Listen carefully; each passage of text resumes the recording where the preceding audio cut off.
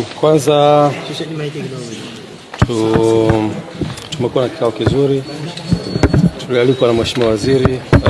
Profesa Palamagamba Kabudi, na mkutano huu ulikuwa unataka kujua nini ambacho Club ya Young Africans inakiendea kwenye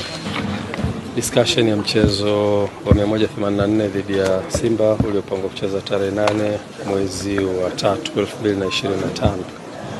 Uongozi wa Club ya Young Africans pamoja na ukiwa umeambatana na excom wake wote pamoja na mtendaji mkuu uliweza kukutana na Mheshimiwa Waziri na Mheshimiwa Naibu Waziri, Mheshimiwa Katibu Mkuu, Mheshimiwa Naibu Katibu Mkuu na mwenyekiti wa Baraza la Michezo la Taifa kwa ajili ya kujadili kitu ambacho kilitokea. Bahati nzuri Club ya Young Africans ikapata nafasi ya kufikisha yale ambayo ni ya msingi kabisa yanayohusiana na mchezo ule, na baada ya kufanya hivyo platform ambayo Mheshimiwa Waziri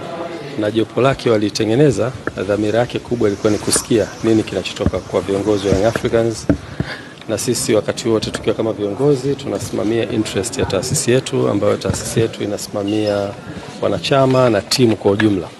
Kwa hiyo tulikwenda kufikisha ujumbe wetu unaohusiana na position yetu kama taasisi, lakini pia Mheshimiwa Waziri na timu yake wakatusikiliza kwa kirefu, wakapata nafasi ya kuuliza maswali, kutaka kujua, na tuliweza kufikisha ujumbe wetu vizuri. Na Mheshimiwa Waziri alikuwa na mwanzo mzuri kwa kueleza kwamba platform hiyo sio platform inaweza kufanya maamuzi, isipokuwa ni platform ya kutafuta solution ya tatizo ambalo limetokea. Kwa hiyo alikuwa anataka kujifunza kutoka kwa Young Africans nini hasa kinachowasibu na nini position yao. Kwa hiyo tumeweza kufikisha yote ambayo tunastahili kuyafikisha kama viongozi,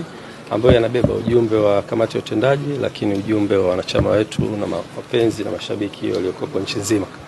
Ujumbe huo umefika, Mheshimiwa Waziri na timu yake wamepokea, tumewaachia wafanye kazi na tumekubaliana tutakuwa na vikao vingine endelevu kwa ajili ya kutafuta solution ya jambo hili. Kwa hiyo nichukue fursa hii kuifikisha message hii kwenu kwa wanahabari ili muweze kujulisha umma wa Tanzania, lakini pia nichukue fursa hii kuambia wanachama na mashabiki wa Club ya Young Africans, sisi tuko hapa kwa ajili ya kusimamia interest za taasisi yetu, na ni watoe hofu ya namna yoyote, wasiingiwe na hofu ya namna yoyote. Viongozi wao ni viongozi imara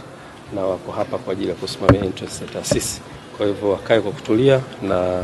solution itakapopatikana tutaweza kurudi kwao na kuwajulisha.